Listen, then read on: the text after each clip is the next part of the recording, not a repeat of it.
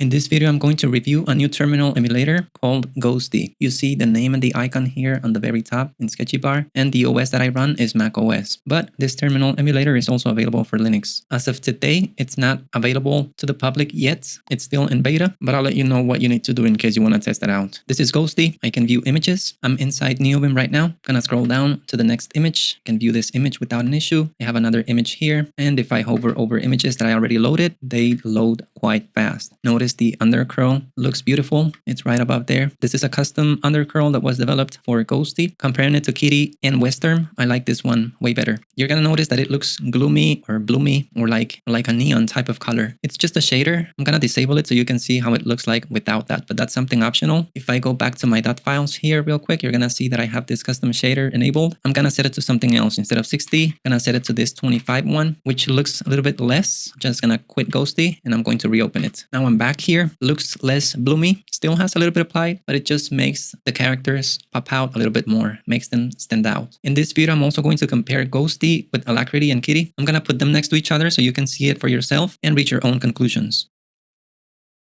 I'm also going to go over my setup, each one of the settings that I applied, let you know what they do so you can get some inspiration. So first of all, what is Ghossty and why is it so special? Let's go to the main repo and I'm going to scroll down a little bit here in the README. It's a cross-platform GPU accelerated terminal emulator. You can see here the different operating systems and distributions it's available for. Here you can read the configuration and the different documentation as well. Here's an example of the config. I'll show you where my config is and how I set it up in a little while. If you want to know more about Ghossty and the creator, you can follow Mitchell on Twitter. He recently released a blog post in which he goes over a lot of different stuff. Let me go there real quick so you can take a look. Just gonna go here, and here you're gonna find a lot of different information that I think it's pretty useful. So go and check this out. Just so that you don't feel bad if you're not invited to test Ghossty quick enough, you can read these parts in which Mitchell explains that he never intended for Ghossty to feel exclusive and for the private beta to artificially create hype around Ghossty, which is what's happening at the moment, or at least that's how people feel about it. So basically just be a little bit patient. You'll get accepted, and if you're not accepted fast enough, it'll be out by December. I had recently switched from Kitty to WezTerm. That happened like a month ago, I think, and I was pleased with WezTerm, was very happy with it. I could view images and neovim in WezTerm. The fonts look better than Kitty, according to me. The only downside of WezTerm was that it was a little bit slower compared to Kitty. Kitty felt faster, but WezTerm looked better, and I like the way that the configuration was handled in WezTerm, which was in Lua. I'm a big neovim user, so I like that about WezTerm. If you want to know more about why I moved from Kitty to WezTerm, you can watch this video. I explain everything in there. And if you want to set up WezTerm, I also go over everything in detail there as well. If on the other hand, you're interested in testing Kitty out, I also have a video. This is 4 months old. I explain how to set up Kitty, how my configuration works, and all the details in there. So I was pretty happy with WezTerm. It was just going about my life when someone reached out in Discord, letting me know that they had vouched for me in the Ghossty community. So I got accepted, I tested it out, and I don't think I'm going back. And let me explain why. First of all, performance. I loved everything about WezTerm. I had no complaints about it, except for the fact that it was a little bit slow. Not enough to bother me as to go back to Kitty. I mean, Kitty is wonderful as well, but I just loved the way WezTerm rendered fonts. It looked better. But I used WezTerm for a couple weeks. I was loving it, but after testing Ghossty, it feels snappier, it feels faster, especially when you're scrolling up and down. Notice that I'm doing that here. It feels kind of like Neovite. Neovite feels really snappy, which is a neovim GUI, so it's pretty similar to Neovite. Notice that I'm scrolling up and down here in this file, and it performs quite well. I spend most of the day in the terminal, and that's really important for me. And I usually spend the whole day in neovim, not doing coding stuff, but mainly markdown related stuff. So I navigate and edit a lot of markdown files, also configuration files, so it does feel nicer. I'm gonna bring them side to side so we can compare them. Let me open up my yabai RC file. Here's the file. I'm just gonna change the mode from stack to BSP, and I'm gonna put them next to each other. Okay, so here is stack mode, which is the current mode that I use. I'm just gonna comment this, and I'm going to uncomment this other one. I'm also going to disable transparency for a little while. Here is the setting. I'm just going to set it to off for a little moment. Now let me open up WezTerm. I'm going to move both of them to another screen. I'm going to move this one to the desktop too. And I'm also going to move the other one. I think this is the one. I'm going to move this here. Oh, that was not the one. Or is it? Here. This is the one. I'm gonna move this to this desktop. Okay, so both of them are here. Let me see what else do I have here. Okay, this is Finder, I think. I'm just gonna move it back. And now that I'm here, I'm just going to restart yabai. I have a key map for that, which is hyper u0. That is going to restart it. And both terminals are now side to side. On the right hand side, notice that we have Ghossty. On the left hand side, we have WezTerm. I'm gonna bring up the exact same file that I was working on in WezTerm. I'm gonna switch back to the file that I was on. Just gonna press space for that. I'm gonna move to WezTerm right now. And I'm going to move to this dotfiles latest directory. Okay, here it is, dotfiles latest. Just gonna open neovim here. I'm going to restore the session. I'm gonna disable the shaders so that they both look the same. Let's just comment this line. Gonna quit Ghossty and I'm going to reopen it. So now both of them have the same settings. I have them side by side. Let's switch back to WezTerm. Notice that it's focused here. I'm gonna scroll up here in this file. I'm scrolling down and I'm going to scroll up again.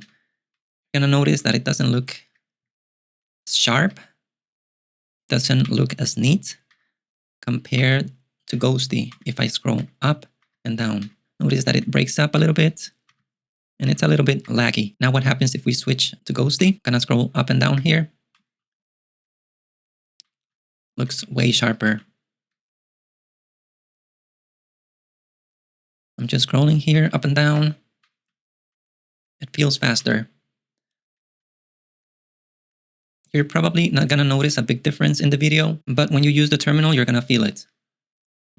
What about going to a markdown file? Let's go real quick to this file. Gonna switch to WezTerm and I'm going to open that exact same repo. Obsidian, going to open neovim here. I'm going to restore the session. Just gonna press S. And here we have the same file side by side. Let me go to the same line. Gonna go here and here. Notice the undercurl in Ghossty and compare it to the one in WezTerm. Notice how beautiful this looks compared to this. Images work fine in both of the terminals, at least in neovim. That's the only way that I use images inside neovim. I don't use them outside, but only when I have them in files. So if I hover over an image here in WezTerm, they render just fine without any issues. The same thing happens here in Ghossty. I render this image, same thing down here, same thing if I go up, down, up, down. So images work just fine in both of them. Ligatures also work. If I type here, for example, this Ghossty, notice that it got rendered as a ligature. It also works just fine. Notice that it rendered here as well without any issues. Let me bring up another file here without images and I'm gonna scroll up and down so we can compare both of them and see how they perform. Just gonna look for this file XOA. Now let me switch to the other terminal, which is WezTerm. I'm gonna open the exact same file XOA. Both files are open. I'm just gonna scroll down here. Notice that I'm scrolling down in WezTerm, but it feels laggy. Notice that it's lagging a little bit and it's kind of breaking up. So if I stop scrolling, then I scroll again, you notice that it breaks a lot. And I mean, it's fine to use it like this, but it's way better if you can do it without it breaking up too much. I'm gonna move Ghossty to the left side. I'm just gonna drag it here. So now Ghossty is on the left side and let's scroll up and down in this file. Notice that I'm scrolling down here. I'm scrolling up. I'm scrolling down here. Scrolling down. I'm scrolling down here. Scroll up. I keep scrolling down. I scroll up. I'm just scrolling here and it feels snappier, feels better compared to WezTerm. Let me switch to WezTerm one more time. Keys that I'm pressing are gonna block the view a little bit, but just hang with me there. So this is WezTerm. Doesn't feel as smooth, doesn't feel as nice. Now let's switch to Ghossty on the other side. Feels smoother, faster, a little bit snappier. Here we are in WezTerm again. I'm scrolling here, up and down, and I'm switching back to Ghossty.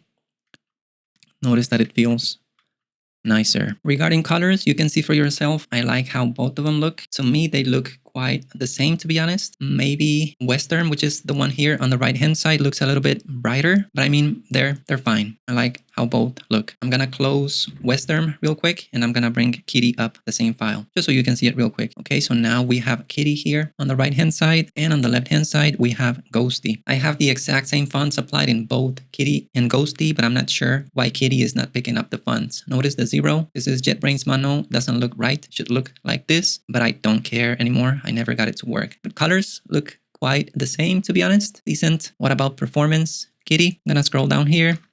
I'm gonna scroll up. Kitty feels a little bit sharper, a little bit faster than WezTerm. And I think it feels quite the same as Ghossty, to be honest. I'm just scrolling here, down and up.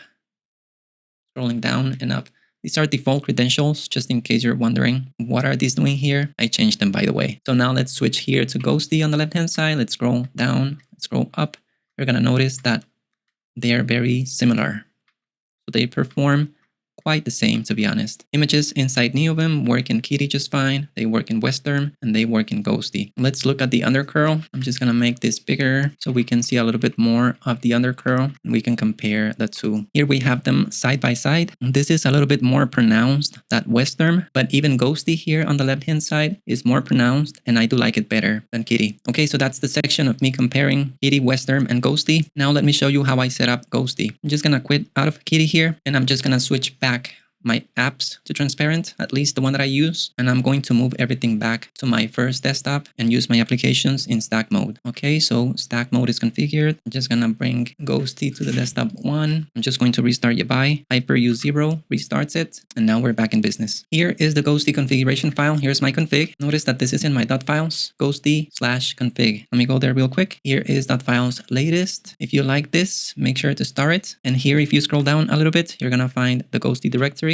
and all the different files that I'll go over right now. First of all, how can you get all the default values? If you run this command, notice that I'm sending this to a file, which is this config default file that I have here. And this has all the documentation about each one of the different options. In case you're wondering how to set something up, you can find everything in here. So just create this file every once in a while as new options are added or changed all the time. Notice here, the second item on the list is that there's no way of reloading the config via a command yet. And I need to do this because I have a color scheme selector. So I need to reload Ghosty's configuration via script, but there's no problem. I created a script that does that, and I'm gonna show you how that's done in a minute. What's this color scheme selector that I'm talking about? I'm just gonna quit out of neovim here, and I'm going to press Hyper-CN. Notice that I get this FCF menu, and I can choose a different color scheme. I'm gonna choose this dark puccine 1, and you're gonna notice that a lot of things are gonna happen. Sketchy bar is gonna change its colors. The tmux bar is gonna change its color. Ghossty is gonna change it as well. My starship prompt and neovim. So I'm just gonna press enter here, and notice that the colors were changed. I'm just gonna clear this. Just gonna switch back to this other tmux session. Notice that I have different tabs. They have a different color here, like a different accent. The ones that are not active. Gonna switch back to the other session. Gonna open neovim here, and I'm going to restore the session. And we're back in the same file. Notice that the colors were changed everywhere, and I didn't even have to quit Ghossty. If you wanna know how this is done, the script is found here in my .files. Reload configuration, this file. And this file basically just sends command shift comma. And what that does is just reloads Ghossty configuration, as there is no CLI command that allows you to do that for now. Maybe that'll change in the future, not sure. So that's the way that I do it as of now. If you want to know more about this color scheme selector, you can watch the video that is shown here on the screen. And I just basically explain how to set it up. This is not only a macOS thing, you can do it in Linux as well. It's just a series of bash scripts, something custom that I made. I think there are tools out there that do this, not sure, but go and check it out if you're interested in that. Notice that here is one of the settings that I have in the config file. I specified this config file, Ghossty theme, which loads the file that you see here, Ghossty theme, which are the colors. This Ghossty theme is dynamic. It's changed every time I choose a different color scheme. This file is going to change. So that's why the colors in Ghossty change, because this file or these colors are loaded into the Ghossty configuration using this option here. If I go to my home directory and I switch to this config file, let's see what we have listed here. You're going to notice that I have a symlink. This is a link. This directory Ghossty points to the Ghossty directory that I have in my .files. So that's why this works. Let me switch to this Ghossty directory. Notice that I'm inside config-Ghossty, and I'm just going to list the files that I have here. And inside here, I have this Ghossty theme.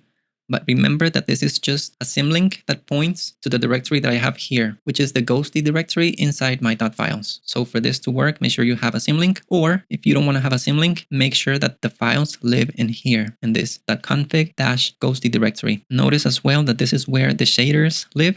I have different shaders files. We're gonna see that in a minute. So what else do we have here? There's a collection of shaders. There's a person that took the job to collect all of them because they're all over Discord. So this is a nice little repo where you can find the different ones. I just made a small modification to this bloom. Let me enable it. This is the default one that comes in the repo. I'm just gonna quit Ghossty. You need to quit to apply the shader file. So I'm just gonna quit, reopen. And this is how this one looks by default. But notice that it's a little bit too much. I just changed a little bit. So I'm just gonna select the one below, which is 1. I'm just gonna comment this and I'm going to to uncomment this, gonna quit Ghossty, reopen it. This is a little bit less, but still too much for my taste. I like to keep it around 25. It's not too much. You can barely even notice it, but it makes the character stand out a little bit. I'm just gonna quit here, reopen. This looks a little bit nicer, I think, in case you want to have something really subtle. So why did I create all these different files? It's just one small change that I did on each one of them. If I open, for example, these shaders, this is the default one, bloom.glsl. If I open it, the only thing that I changed is this number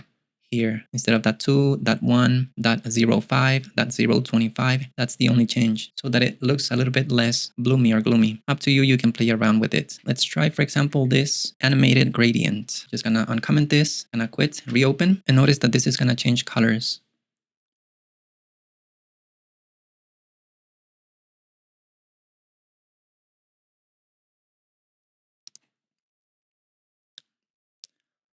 We already tried these bloom ones. I'm going to comment this one, and I'm going to try the next one here in the list, CRT. Just gonna uncomment this, gonna quit and reopen. Notice that you can even see the curvature here of a CRT monitor. Notice here, you can see that effect on the corners, and it feels like a CRT monitor. Quite nice. I wouldn't use it as my daily driver, but it's a nice effect. What do we have after here? These cubes, quit and reopen. And you're gonna notice that there are some cubes that are shown here in the background. And that's all that it does, animated cubes. You can see them here, probably a little bit better. Let's see, what else do we have next? I'm just gonna comment this, gonna quit and reopen. Oh, this is just static. It's just like the one that we have up here, but this is just static. Let's comment this and let's move to the next one. Just snow. It feels like snow. Remember that you can go into each one of these files, play around with them. Some of them have instructions on the things that you can change to modify different stuff. Let's move on to the next one. This starfield-colors. So if you're into this kind of thing, I think you're gonna like it. For me, it's a little bit too much. Feels too distracting. But some people may like it. Notice that the different stars have different colors, and the one below does not have any colors. Just gonna test it out real quick. Just gonna comment this, and I'm going to uncomment this one. Reopened. Notice that they don't have any colors now. You can combine multiple shaders, so go and play around and see which ones you like best. I'm just gonna switch back to this one, quit and reopen. What else do we have here in the settings? Okay, so this command is really useful for me because I use tmux all the time. This is going to check if tmux is installed. If it is installed, it automatically attaches to an existing tmux session. If no tmux session exists, it's just going to create a new one. But if tmux is not installed, it's just going to start CSH without tmux. There's a note here for this to work properly. If you're on macOS, your shell needs to be configured for homebrew. So you should have this line in your .cprofile file. If you don't have this line on this file, make sure you run this command from here all the way to the end, and that's gonna create it. These are just some padding settings that I left there, paddings that you see on the left and right. I changed the resolution, so that's why you see that this is more to the right. But if I switch back to my regular resolution, paddings are gonna be just perfect for me. The same thing here, we have vertical paddings. I left all the comments there in case you wanna read the comments. Here's where you specify the font and the size. Make sure you have the fonts installed. What else do we have down here? macOS title bar style hidden. I don't like having the title bar here at the top, so that's what this does. This is for macOS. I don't like to get a confirmation message when I close the terminal emulator. Why? Because I use tmux and I use it with the resurrect plugin. So even if I close it and I reopen it, it's just going to reattach to my session and I can continue where I was. So I don't need this, but if you need it, make sure you set it to true. The quick terminal, that's something really nice about Ghossty. I'm gonna press Command S, and as you notice, this pop-up showed up, and I'm in a different tmux session here. I'm in my home directory in the first tmux window. If I press Command S again, it goes away. If I press Command S, it shows up again, and if I press Command S, it hides. What is this useful for? Sometimes you just need to enter commands in your terminal. If you're inside neovim, for example, what I usually do is go to my home session. I have a key map for that, hyper-th, and that brings me here. I type the commands, then I type the letter shift by itself, and that is going to switch me to my tmux alternate session. So I go back to the previous session, but it's way faster. If you need to type a command, you just type Command S, paste the command in here, type Command S, and it goes away. So this quick terminal thing, I think it's pretty useful, and a lot of people are gonna love it. You can specify the position where it shows, if you want it to show at the bottom, on the right, on the left, different places. This is another nice little feature about Ghossty, the terminal inspector. I'm going to type Command I. Notice that it shows at the bottom, and it shows you a lot of different things. Notice that it shows you the position where my cursor is right now on the terminal. If I move to the very corner here, you're gonna see the position, screen size, size, window padding, click state, and very important, if you use images in neovim, you're gonna find this quite useful as well. This shows you how much memory has been used by images, the limit that you have set for images, and how many images have been loaded. Let me switch to another file. I'm just gonna press Hyper-TU. That brings me to my tmux Obsidian session. I'm just going to open a file here with images, which is this test markdown. Remember that we had images here. Just gonna hover over the first image here. Notice that image count increased to 1 and memory usage increased here as well. Gonna scroll down to the image below. The memory usage increased and the image count increased as well. Even if I hover over the exact same image, the memory usage is going to keep increasing. I'm going to scroll up and down in the same image. Notice that I'm doing that repeatedly over the same image, and the memory keeps increasing and the image count keeps increasing. Not sure if that is expected or not, but this gives you quite a good idea on if whether you need to increase the memory limit that is set by default, which is 320 megs, or you leave it at the default. I guess that depends on how much you use images in neovim. How can you change this memory limit for images? If we scroll back to the other tmux session, and if we open this file, config default, I'm going to search here for kitty, the total amount of bytes that can be used for image data per terminal screen. The maximum value is 4 gigs, and the default value is 320 megs. This is the setting that you use in case you want to increase that. There's some other data here at the bottom as well. People will find it useful. There's some other tabs here. Modes, I haven't checked into this too much. Keyboard, it shows you your key presses. Pressing H, L, J, K. You can clear them. Terminal IO, not sure what this is. Not too experienced with this. And if I want to hide this, I'm just going to press Command I again, because that is the key map that I have configured here on inspector toggle. I set it to Command I. This is to reload the configuration. I just set it to Command R. I rarely have to reload the configuration. I usually do it via script, but in case I do, I find it easier with this key map. You're going to notice that I didn't touch on tabs. I didn't touch on panes. I'm not sure if Ghossty has a multiplexer on its own or not, but there's a reason for that. I don't use tabs, panes, or anything else that a terminal emulator offers. Why? Because I'm not sure which one is the terminal emulator that I'm going to use for the rest of my life. I don't want to get used to the way that a terminal emulator works, because if I need to switch to another one, I have to migrate all my configuration and set up the new terminal emulator with my multiplexer settings, with my tabs, with my panes, keyboard shortcuts, and all that. So that is the exact reason why I use tmux. All of those settings are exactly the same for me. It doesn't matter if I'm in Kitty, WezTerm, alacritty, or Ghossty. All of my key maps, all of my panes, all of my tabs, all of my sessions are managed in tmux. So it doesn't matter which terminal emulator I'm using on. I just open up tmux and I'm back in good shape. So it's not that I have something against built-in panes, tabs, and all that. It's just that I like the flexibility that tmux gives me, and it allows me to switch between terminal emulators. I'm not switching between terminal emulators very often. I'm just trying to find the perfect one. Alacritty was working just fine, but it couldn't load images, so that's why I moved to Kitty. Kitty was perfect. It loaded images well in neovim, but everyone told me to try WezTerm out. So I tried it. It was great. The only thing is that it was a little bit slow, so I just tested out Ghossty. Out of all of them, Ghossty is the one that I like the most, and tmux is what allowed me to test all of these terminal emulators fairly quickly without having to learn how each one of them operates. I just configured these basic settings, and then tmux manages the rest of the configuration for me.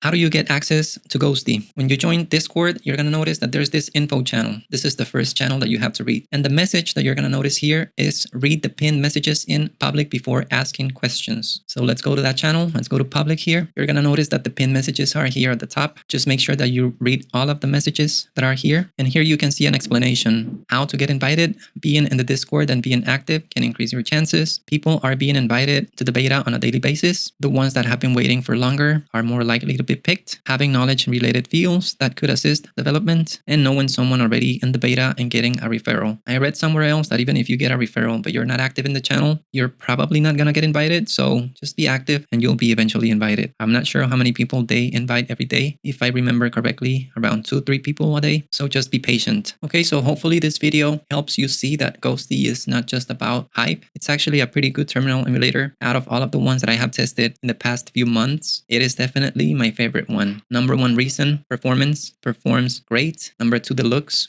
wonderful. I love the undercurl. I love the way that the fonts look. And number three, I can view images in neovim, which is important for me. If you don't know how to view images in neovim, I have a video. It's a little bit long, 28 minutes, but I explain everything in detail. This video is going to show you how to view and also paste images in neovim in different formats: AVIF, WebP, PNG, JPG, and my entire configuration. Make sure that you install Ghossty or WezTerm, whichever you prefer, and go from there. if you decide to install WezTerm and you have problems with images. I also released this video 2 weeks ago, fix WezTerm and kitty images issues in neovim. I didn't experience any image issues with Ghossty, but that is because it has its own terminfo file, and I guess it's really well optimized for images. If I run here echo term, you're gonna notice that it's set to xterm-ghostty. Let me bring up the check help as well, so you can see that. Notice that I'm inside neovim right now, so I'm just gonna run this check help command, and I just searched here for tmux. Notice that my term program is set to tmux, and the term variable is set to xterm-ghostty. So just make sure that this is what you see here, so that you don't experience any issues with images at all. If you have questions, if you need any sort of assistance, leave your comments down below. I'll try to help as much as possible. But if you experience issues with images, go and check out the video that I shared a minute ago, in which I explain how to fix issues with images. If you follow the instructions on that video, you won't see xterm-ghostty here, and you will not have any problems with images. I would like to know your thoughts on Ghossty. What do you think about it compared to WezTerm and kitty? Leave your comments down below. Hope this video was useful. That's it for today. I'll see you in the next video.